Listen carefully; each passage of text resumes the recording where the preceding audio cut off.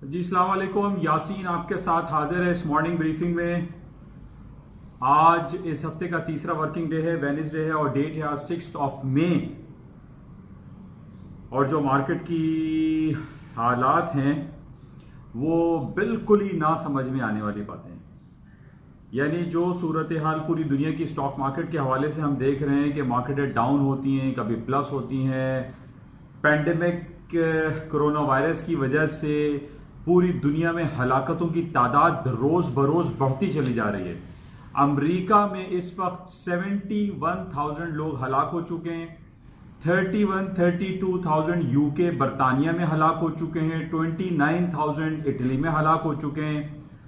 और जहां हमारे पास जब ये बात आती है कि जनाब पूरी दुनिया से या पाकिस्तान में या बरतानिया में या अमेरिका में लॉकडाउन को ख़त्म किया जाएगा, उसके बाद हम देखते हैं कि अचानक एक रिपोर्ट आती है कि हलाकतों की तादाद जो है वो बढ़ती चली जा रही है।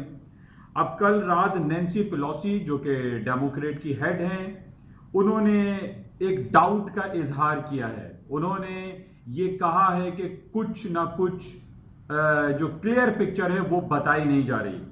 पहले ये कहा जा रहा था कि जनाब जून तक अमेरिका में 60,000 लोग जो है वो हलाक होंगे, और अभी जून स्टार्ट नहीं हुआ, अभी तो मई स्टार्ट हुआ है। और मई में हमारे पास जो रिपोर्ट आ रही है अमेरिका की इकोनॉमी के हवाले से या अमेरिका में जो कोरोना वायरस के हलाकत के हवाले से, वो 71,000 को क्रॉस कर गई है।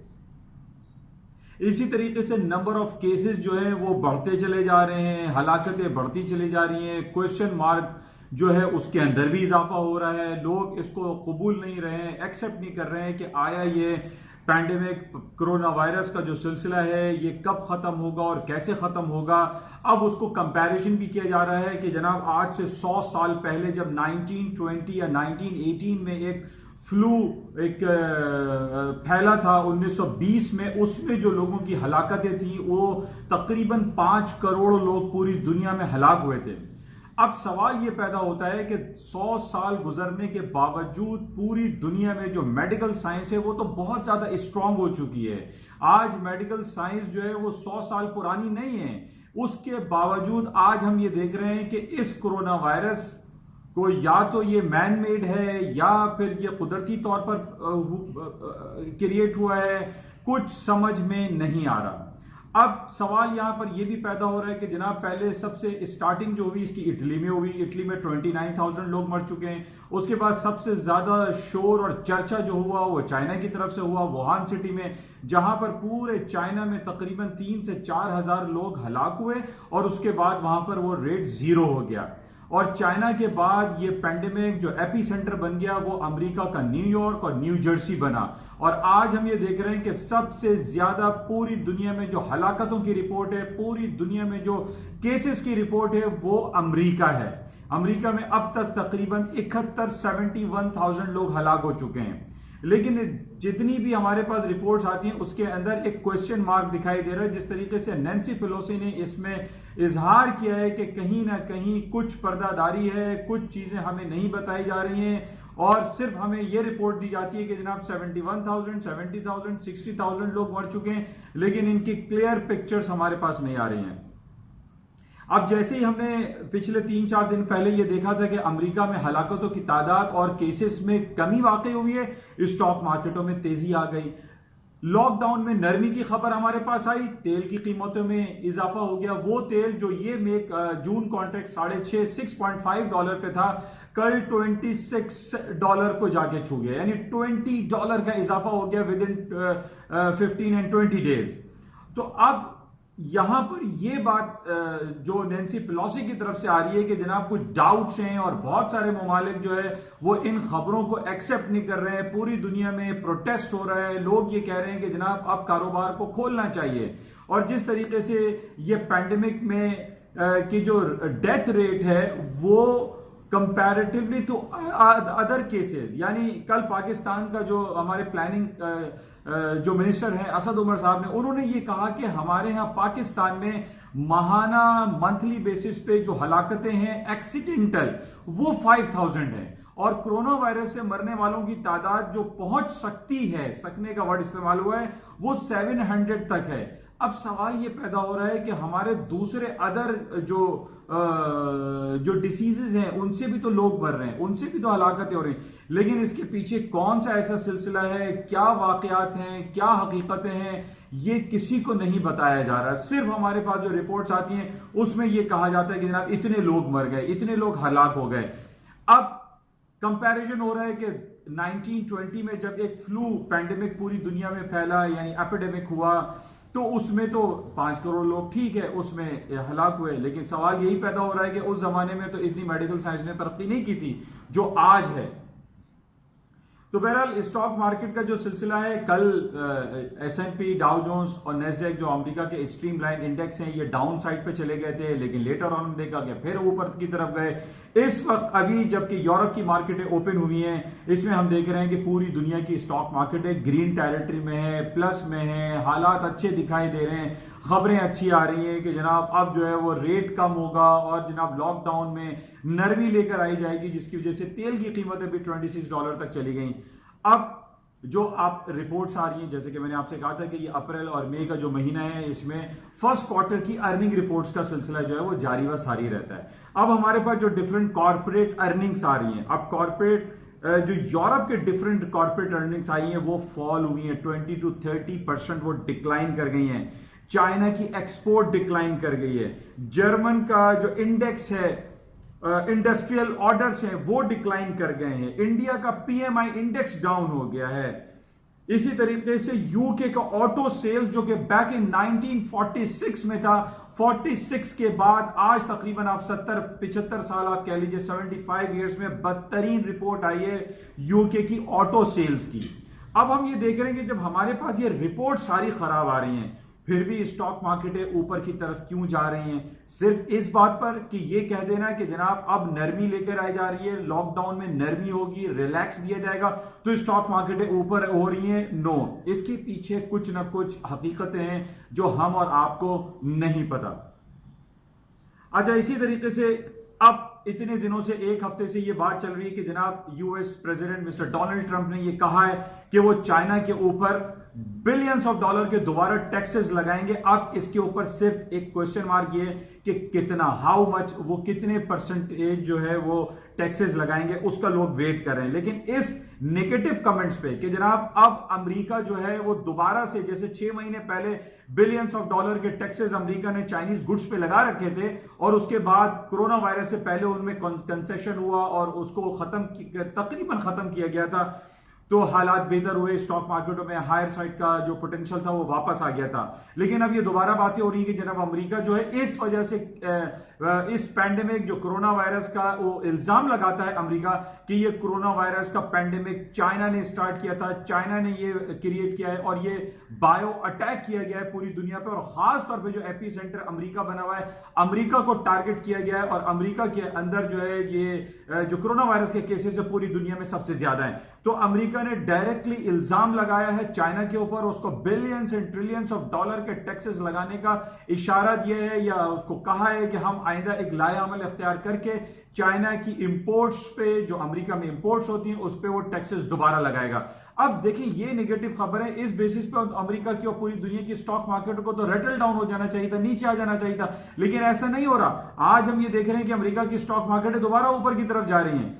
अब इन बेसिस पे ये जो नेगेटिव कमेंट्स आते हैं या कोरोना वायरस का जो एक ड्रामा है या पूरा सिनेरियो पूरी दुनिया में चल रहा है, इस बेसिस पे जो कि ये नेगेटिव है, इस पे गोल्ड की कीमतों में खातिर खा बहुत तेजी से इजाफा होना चाहिए था। आज भी बहरहाल मैं काफी दिनों से आपसे इसी पॉइंट पे स्टक हूं कि 1700 से ऊपर गोल्ड की कीमतों में तेजी रहेगी और अभी भी 1700 से ऊपर ही गोल्ड की कीमतें चल रही हैं। अब ये जो यूएस वॉर की जो बातें चल रही हैं इस पे भी एक नेगेटिव है और गोल्ड की कीमतों में इजाफा हो सकता है। अच्छा, आज सुबह से हमारे पास ये खबर चल रही है कि जनाब तेल की कीमतें आज दोबारा तकरीबन $2 नीचे आ गई हैं। उसकी वजह यह है कि अब वो अब रिपोर्ट भी देखें, समझ में से बाला तर है। अब ये कहते हैं कि नहीं जनाब अभी तो हालात सही नहीं है, अब अभी भी जो है वो लॉकडाउन बरकरार रहेगा और तेल की जो इन्वेंट्रीज हैं वो उनमें बहुत ज्यादा इजाफा हो रहा है। तो ये कोई नई बात तो नहीं है, जो डिफरेंट चैनल्स डिफरेंट मीडिया ये बातें कर रहे होते हैं, ये समझ में ना आने वाली बातें हैं कि अभी ना तो लॉकडाउन खत्म हुआ है, ना तो जो प्रोडक्शन कट होना था उसको भरपूर अंदाज में प्रोडक्शन को कट किया गया है। सारी चीजें वैसी चल रही हैं, लेकिन मार्केट टेक्निकलिटीज को फॉलो करते हुए अप्स एंड डाउन्स की तरफ चल रही हैं। आज भी तेल की कीमतें इस वक्त अमेरिका में 24.50 चल रही है, जबकि स्पॉट जो ऑयल है, क्रूड ऑयल की जो मार्केट है वो 24.5 है, जबकि स्पॉट क्रूड ऑयल जो है वो $9.5 चल रहा है। अब देखिए the difference between these two जो है, यानी स्पॉट और फ्यूचर्स को डिफरेंस है वो तकरीबन $15 का है। अब यहां पर इससे हम अंदाजा लगा सकते हैं कि जो स्पॉट कैश मार्केट में जो क्रूड ऑयल है वो $9 पे चल रहा है। इसका मतलब यह है कि जो स्टोरेज कैपेसिटी है वो लोगों के पास नहीं है। बड़ी बड़ी रिफाइनरीज, बड़े बड़े जो स्टोरेज कैपेसिटी या स्टोरेज एरियाज होते हैं वो फुल हुए हुए हैं, उनके पास पेट्रोल भरपूर अंदाज में भरा हुआ है। तो why the market is going $26 and $27। अभी भी रिलैक्स नहीं हुआ है, सिर्फ बातें चल रही हैं और ये कहा जा रहा है कि आइंदा चंद दिनों में पाकिस्तान में भी और अमेरिका में और यूरोप में रिलैक्स दे दिया जाएगा और लॉकडाउन सिचुएशन जो है वो खत्म भी की जा सकती है। लेकिन बहरहाल अभी भी हालात काफी गंभीर हैं, लेकिन स्टॉक मार्केट का ऊपर और नीचे हो जाना, इसकी कहीं कोई ऑथेंटिक कोई खबर हमें नजर नहीं आ रही है।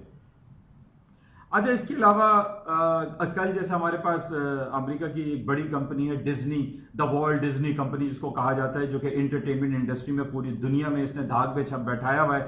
इसके अलावा इसकी जो रेवेन्यू है वो $70 बिलियन है। इसी तरीके से आजकल बहुत सारे लोग जो यंग जनरेशन है वो नेटफ्लिक्स को ज्यादा जानते हैं और उसकी सिर्फ $20 बिलियन उसकी वर्थ है। लेकिन वॉल्ट डिज्नी एक बहुत बड़ा नाम है जो कि पूरी दुनिया में इन्होंने एंटरटेनमेंट, जो वॉल्ट डिज्नी पार्क्स वगैरह वो सारे ये बनाते हैं। इसी तरह डिज्नी प्लस के नाम से इनका एक चैनल है जिसमें डिफरेंट जो मीडिया के जो थिएटर है, मूवीज हैं, ड्रामेज हैं, वो तमाम डिज्नी प्लस पे चलते हैं। लेकिन कल इसकी जो रिपोर्ट आई है ओवरऑल नेगेटिव आई है, डाउन साइड पर आई है। लेकिन पिछले दिनों जब हमने ये देखा था कि नेटफ्लिक्स की जो रिपोर्ट थी वो खासी प्लस आई थी, क्योंकि पिछले 3 महीने से जो लोग घरों में बैठे हुए उन्होंने नेटफ्लिक्स और डिज्नी प्लस को सब्सक्राइब किया है और उसी पे तमाम जो एंटरटेनमेंट है, होम एंटरटेनमेंट, उसको वो एंजॉय कर रहे हैं।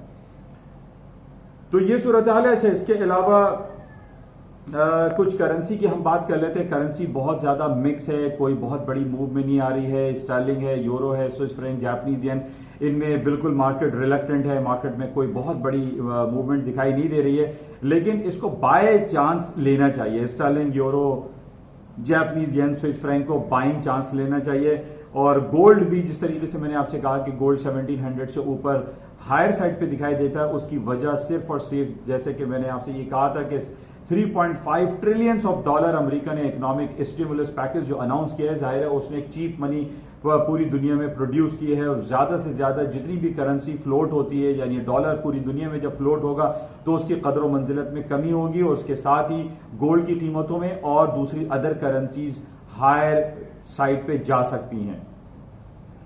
अच्छा, बॉन्ड बाइंग के हवाले से एक कल बड़ी इंपॉर्टेंट खबर थी। जर्मनी के जो सुप्रीम कोर्ट है उनके 9 ऑनरेबल जजेस ने यूरोपियन सेंट्रल बैंक की तरफ से जो बॉन्ड बाइंग के सिलसिले को बैन लगाने की बात की है।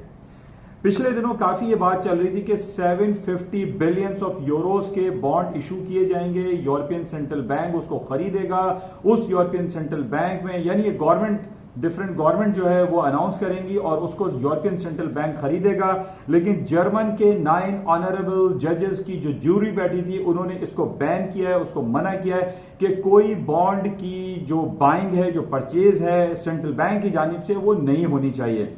750 बिलियन यूरोस का उन्होंने जिक्र नहीं किया, लेकिन उन्होंने ये जरूर कहा है कि ये जो बॉन्ड बाइंग का जो सिलसिला है ये मुनासिब नहीं।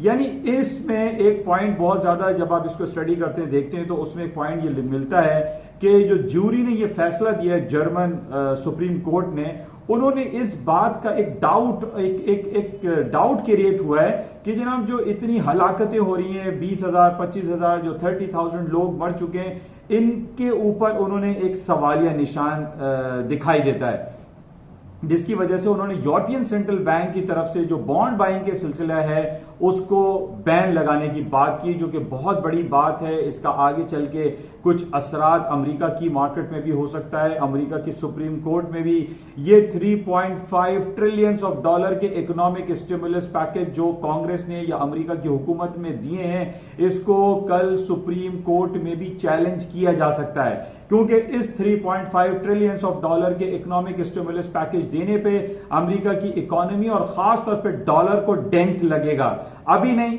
लेटर ऑन ये नेगेटिव होगा डॉलर के लिए। यानी इसको हमें कंपेयर में देखना पड़ेगा कि ये जो जूरी ने फैसला किया है जर्मनी की सुप्रीम कोर्ट ने, इसके आगे क्या असरात आते हैं। बहरहाल इसको हम आगे और मजीद देखेंगे कि इसके क्या पॉजिटिव या नेगेटिव इफेक्ट्स आते हैं।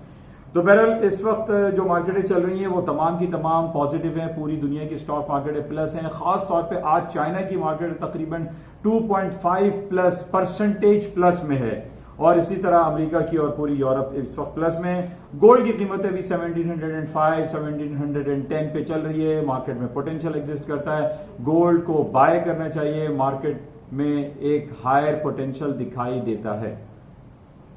बहरहाल ये कुछ खबरें थी जो आपके साथ शेयर की गई। इंशाल्लाह राब्ते में रहेंगे और देखते हैं कि मजीद क्या खबरें रहती हैं। लेकिन एक गुड न्यूज़ पाकिस्तान के लिए ज़रूर है। आज इमरान खान साहब ने कल ऐलान किया है कि 9 मई आफ्टर 9 यानी 10 मई से पाकिस्तान में लॉकडाउन ख़त्म करेंगे या उसमें अच्छी खासी नरमी लेकर आएंगे। ये बड़ी गुड न्यूज़ है, और पाकिस्तान में हर आदमी यही चाहता है कि जल्द से जल्द ये लॉकडाउन ख़त्म हो या इसमें 80-90% रिलैक्स दे दिया जाए। कुछ SOPs ऐसे लेके जाएं, स्टैंडर्ड ऑपरेटिंग प्रोसीजर के, वो मास्क लगाएं, सैनिटाइजर का यूज़ करें और इस लॉकडाउन को ख़त्म करें ताकि माशी पहिया चल सके, एक आम आदमी की ज़िंदगी जो बहुत ज़्यादा तकलीफ में है वो बेहतर हो सके। इंशाल्लाह राब्ते में रहेंगे, और आपको जाते हुए मैं ये ज़रूर रिक्वेस्ट करूँगा इस यूट्यूब चैनल को प्लीज़ सब्सक्राइब जरूर कीजिएगा। Thank you.